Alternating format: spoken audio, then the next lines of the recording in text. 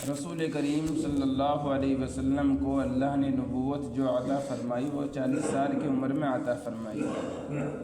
مسئلہ یہ ہے کہ 40 سال سے پہلے آپ صلی اللہ علیہ وسلم جو عبادت کیا کرتے تھے وہ کس طریقے پر ہوتی تھی، کیونکہ شریعت تو رسول اللہ صلی اللہ علیہ وسلم کو 40 سال کے بعد دی گئی، نبوت 40 سال کی عمر میں ملی، قرآن بھی اسی کے بعد اترنا شروع ہوا، اللہ کی طرف سے فیصلے کہ کس طرح کون سا کام کرنا ہے، کس طرح نماز پڑھنی ہے، اور جتنے بھی تمام مسائل ہیں شریعت کے وہ تمام 40 سال کے بعد نازل ہونے شروع ہوئے اللہ کی طرف سے۔ اس سے پہلے آپ علیہ الصلاۃ والسلام عبادت کس طرح کیا کرتے تھے؟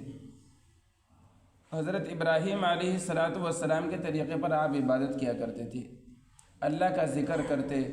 اور خاص طور سے آپ کو تنہائی بہت زیادہ پسند تھی۔ آپ صلی اللہ علیہ وسلم مکہ سے باہر نکل کر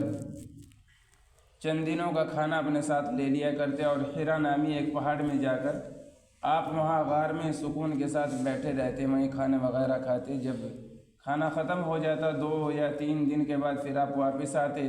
اور گھر سے کھانے کا کچھ سامان لے کر پھر دوبارہ سے آپ علیہ الصلاۃ والسلام حرا میں چلے جایا کرتے تھے، اور اسی طرح یہ سلسلہ چلتا رہا کہ دیکھتے ہی دیکھتے آپ صلی اللہ علیہ وسلم کو اللہ نے نبوت عطا فرمائی۔ حضرت جبریل علیہ السلام تشریف لائے اور آپ صلی اللہ علیہ وسلم کو اس زور سے دبایا اور کہا کہ پڑھیے اقرا۔ رسول اللہ صلی اللہ علیہ وسلم نے فرمایا کہ میں پڑھا ہوا نہیں ہوں۔ 3 دفعہ یہی دبانا ہوا،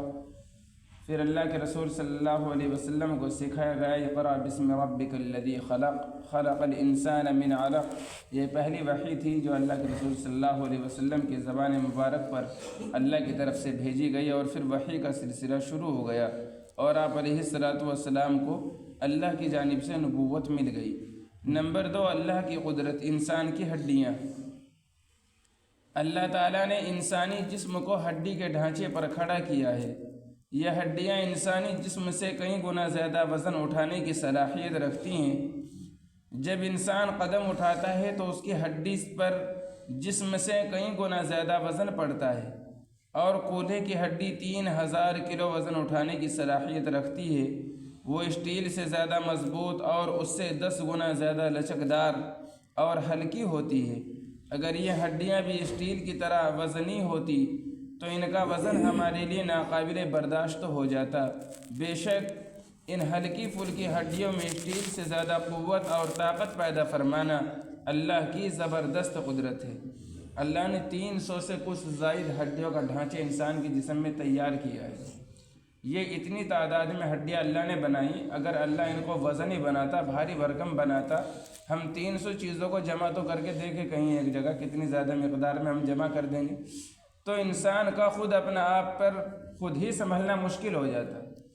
لیکن یہ اللہ کی عظیم قدرت ہے، اتنی ہڈیاں لگائیں، اور ہڈیاں بھی اتنی نازک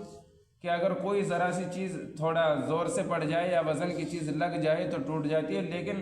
اپنے سے کئی گنا زیادہ وزن اٹھانے کی صلاحیت رکھتی ہے۔ یہ اللہ تعالیٰ کی اتنی بڑی نعمت ہے کہ انسان کو جب تک اس کا احساس نہیں ہوتا، جب تک اس کی باڈی میں کسی طرح کا کوئی فریکچر نہیں اس کو نظر آتا،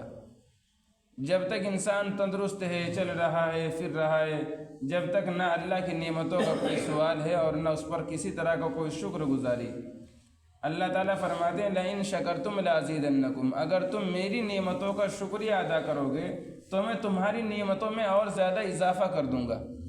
اگر ہم اللہ تبارک و تعالیٰ کی یہ تندرستی اتنی بڑی نعمت، ہم اس کا شکریہ اس طور پر ادا کریں کہ اپنے رب کے سامنے نمازیں پڑھیں اور اپنے رب کی اطاعت کریں اور فرما برداری کریں، اسی کے مطابق اپنی زندگی گزاریں، پھر اللہ تبارک و تعالیٰ ہمارے اوپر اپنی نعمتوں کو اور زیادہ بابرکت طور پر برسائیں گے۔ یہ اتنی بڑی طاقت اور قوت اور اتنی بے شمار ہڈیوں کو بغیر وزنی ہونے کے ساتھ ساتھ انسان کے جسم کے اندر داخل کرنا، اور ان کو اتنی وزنی اور اپنے سے کئی گنا زیادہ قوت اور طاقت اٹھانے کا مادہ ان کے اندر پیدا فرمانا، یہ اللہ تبارک و تعالیٰ ہی کی قدرت ہے۔ رسول اللہ صلی اللہ علیہ وسلم کو جب چھینک آتی تو آواز کو آہستہ کرتے اور چہرے مبارک کو کپڑے سے یا ہاتھ سے ڈھانک لیتے تھے۔ یعنی جب انسان کو چھینک آئے تو اس کو چاہیے کہ اپنے منہ پر کپڑا یا ہاتھ وغیرہ رکھ لے تاکہ اس کے اندر سے جو ناپاک مادہ نکلے یا بیکار مادہ نکلے اس سے کسی دوسرے کو ایذا اور تکلیف نہ ہو، یا تھوک وغیرہ کی جو چھینٹیں ہوں وہ انسان خود بخود اپنے کپڑے میں سنبھولے اور اس کی بھی کسی دوسرے کو اس سے کسی طرح کی کوئی تکلیف نہ ہو۔ رسول اللہ صلی اللہ علیہ وسلم کو جب چھینک آتی تھی تو اللہ کے رسول یا تو ہاتھ رکھ لیا کرتے تھے یا پھر کپڑا وغیرہ کچھ اپنے کپڑے وغیرہ سے اپنے منہ کو ڈھانک لیتے تھے۔ ایک اہم عمل کی فضیلت اپنے اہل و عیال پر خرچ کرنا۔ رسول کریم صلی اللہ علیہ وسلم نے ارشاد فرمایا، ایک وہ دینار جسے تم نے اللہ کے راستے میں خرچ کیا اور ایک وہ دینار جسے تم نے غلام کے آزاد کرنے میں خرچ کیا اور ایک وہ دینار جو تم نے کسی غریب کو صدقہ کیا اور ایک وہ دینار جو تم نے اپنے گھر والوں پر خرچ کیا، تو ان میں سے اس دینار کا اجر و ثواب سب سے زیادہ ہے جو تم نے اپنے اہل و عیال پر خرچ کیا ہے۔ صراحتاً رسول کریم صلی اللہ علیہ وسلم نے ایک روایت میں ارشاد فرمایا کہ اپنے اہل و عیال پر خرچ کرنا سب سے بہترین صدقہ ہے۔ یعنی انسان کی ذات کے اندر بخل والی صفت نہیں ہونی چاہیے کہ جوڑ جوڑ کر رکھ رہا ہے، بھی بچے بھی اسی دہی اور چٹنی میں چل رہے ہیں، بس پیسہ کا انبار لگا رہا ہے، ویسے جوڑ جوڑ کر کیا فائدہ ہوگا، اس کے انسان کی روح نکل جائے اور بچوں کو بھی اچھا نہ کھانے کو ملے، انسان خود ہڈیوں کا ڈھانچہ بنا کھڑا ہے اور پیسہ جوڑ رہا ہے۔ ارے اللہ کی اطاعت اور اللہ کے حکم اور نمازوں میں بھی مزہ تبھی آتا ہے، لطف جب جسم میں جان ہوتی ہے، نماز میں بھی لطف تبھی آتا ہے۔ مثلا اللہ نے ہمارے اوپر حج فرض فرمایا، اگر ہمارے اوپر مال ہے، پیسہ ہے، اللہ نے کہا کہ اے میرے بندو تم حج کرو، ہم وہاں حج کرنے کے لیے جائیں گے، اللہ اس میں ایک رکن حج کا رمل ہے، یعنی رمل کرنا ہے، اور رمل کو اللہ کے رسول صلی اللہ علیہ وسلم نے صحابہ کو کر کے دکھا کہ خوب تیز اور بہادری کے ساتھ، یعنی جس سے انسان کی شان و شوکت کا اظہار ہو، وہ ایسا کیوں کیا گیا تاکہ کفار و مشرکین جو تھے وہ خوب بھاگ دوڑ کر اس کا طواف کیا کرتے تھے، رمل کیا کرتے تھے وہاں،